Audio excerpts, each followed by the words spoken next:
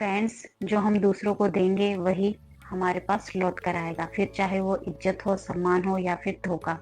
Friends, ये कहानी है एक किसान की। एक गरीब किसान गांव में रहता था अपनी पत्नी के साथ में, और वो लोग दूध से दही मक्खन बनाकर बेचने का काम करते थे और उसी से छोटा मोटा अपना खाने पीने का सामान लाते थे।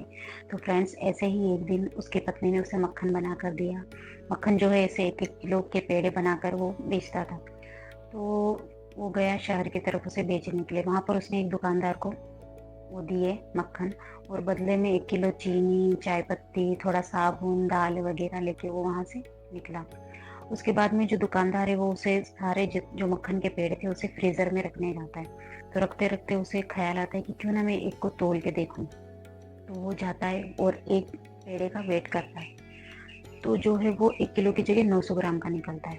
तो दुकानदार तो बहुत हैरान हो जाता है।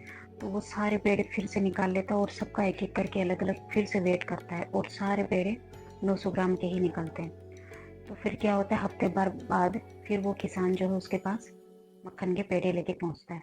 तो जैसे ही वो उसकी दुकान की सीढ़ी चढ़ने वाला होता है तो वो दुकानदार उसके ऊपर चिल्लाता है कि चले जाओ यहाँ से, मुझे तुम्हारे साथ कोई काम नहीं करना है। तुम जैसे धोखेबाज और बेईमान आदमी के साथ में मुझे कोई काम नहीं करना है, और दोबारा मुझे अपनी शक्ल मत दिखाना।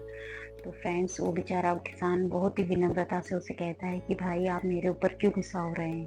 मैंने तो कुछ भी नहीं किया है।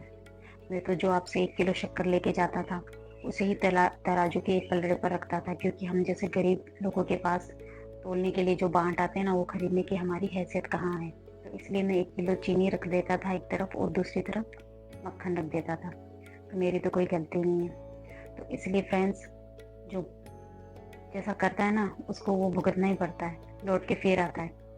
वो दुकानदार खुद उसके साथ बेईमानी कर रहा था कितने टाइम से। वो उसको 900 ग्राम ही शक्कर देता था, और वो बेचारा किसान 1 किलो समझ के ले जाता था, और उसे बाट के तरफ एक तरफ वो रखता था। तो उसकी तो कोई गलती नहीं थी।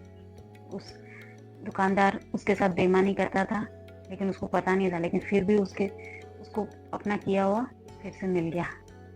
फ्रेंड्स, इसलिए हमेशा ईमानदार आदमी के साथ में कभी भी कुछ धोखा करना ही नहीं चाहिए, क्योंकि वो दोबारा हमारे पास लौट कर जरूर आएगा, है ना।